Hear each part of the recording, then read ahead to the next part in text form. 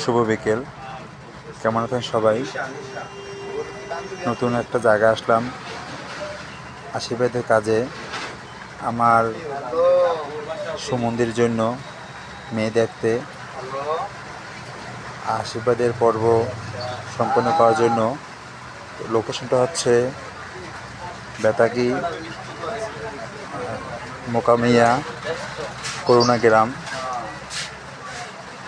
দেখছেন যে বাড়ির ভিতরে খুব পরিবেশটা অনেক সুন্দর, গোছানো গাছানো। জায়গাটা খুবই সুন্দর এবং দেখার মতো। বাড়ির পরিবেশটা অনেক সুন্দর, সব কিছু গোছানো গাছানো। তো বাড়িটাকে বলে মেড্ডা বাড়ি। গোছানো পরিবেশ এবং মনোরম জায়গায় নিরিবিলি।